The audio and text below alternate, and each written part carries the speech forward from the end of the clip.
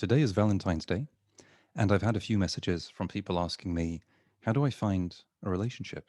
How do I find the relationship I want? I've been thinking about where I'm at, and it's another Valentine's being on my own.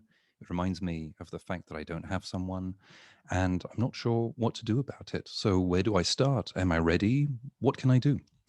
And I think there are two really important ideas that I'd like to share with you.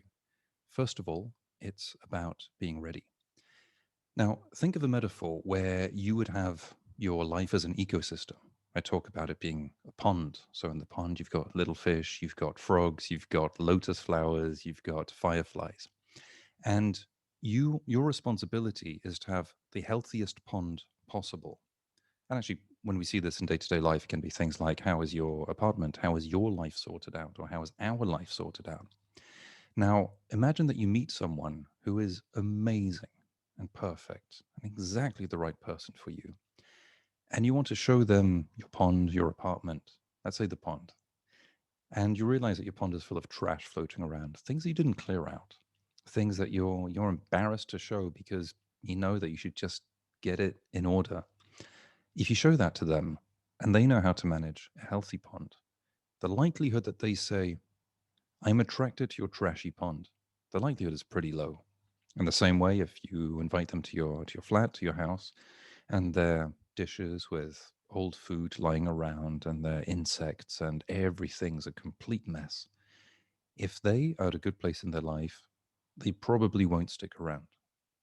We typically attract people who are on the same level of healthiness as we are, roughly on the same level. We're not attracted to people who are completely trashy because possibly we've been there. We don't like it. We don't want someone who doesn't respect themselves. And we're possibly attracted to people who are healthier than we are, but yet feel a little bit embarrassed because they're at a different stage than we are. And this imbalance, this asymmetry is not really healthy. And the likelihood that they like it is probably not really huge.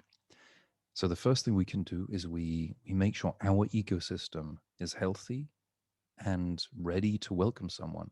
And then also, when our ecosystem is healthy, we're less likely to settle for someone who has an unhealthy ecosystem. We're less likely to settle for someone whose apartment is a complete mess, is complete trash, who doesn't respect themselves. So the first thing we do is we learn to respect ourselves and get our life in order. Until we do that, the likelihood of meeting the right person isn't huge. And if we do meet them and we're not ready, it probably isn't going to work out. And sometimes we feel it. We go, well, you seem amazing. I don't really think I'm ready. And that's a shame. That's really tragic.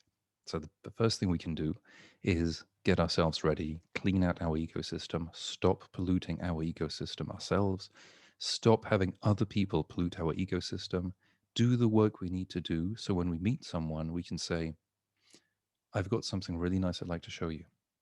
And also that helps us higher our own standards and see where they're at and attract the person who's on the right level for us. That's the first point. The second point is giving life more of an opportunity to help us meet someone. So the idea is in any point in time, you'll have a certain flow of people who go before you. Many of the people you won't be interested in simply because you don't find them attractive, you don't have the same values, they're just not interesting. And with some of them, there might be some kind of potential. And with those ones, you can compare where they're at with the ecosystem and their pond and their life and where you yourself are at. And just see. It's not about being too focused on the minute details. It's simply how healthy is it? And do you share the same values? So it's giving more opportunity to meet these people.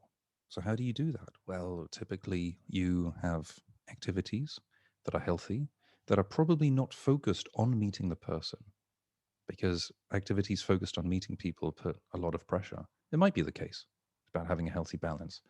So, giving more opportunity for life to present you with potential candidates and just simply see the match. When people too closed in their life, when they don't meet enough people, there's fewer opportunities, fewer occurrences, and it's just at one point just a numbers game of how many people do we meet, how many opportunities do we get, and then to what extent are we able to anticipate that we anticipate the potential we see in a relationship. When we're younger, it's much harder, and we think, well, maybe it's going to work. That's a hope-based philosophy. It's easy to jump into relationships too quickly and then feel stuck, feel trapped, not be sure why we're there. With some more experience, maybe it's easier to take a step back and just go, I don't really see this going anywhere, or maybe I do. Let's take our time. Don't have to rush anything. And that makes it easier to go step by step and keep the space open. All we have to do to find the right person is say no to the wrong ones enough time and give life the opportunity to give us the right person and be ready for this person. Knowing what we want, having sorted our life out, having a healthy ecosystem. We don't want a partner who is as unhealthy as us or toxic as us, because that's just a downward spiral. Make our ecosystem to be the kind of healthy ecosystem we want to share with someone else. And then trust. Just trust. What is the alternative? The alternative is sabotaging relationships. The alternative is sabotaging opportunities. The alternative is losing time in unsatisfying relationships.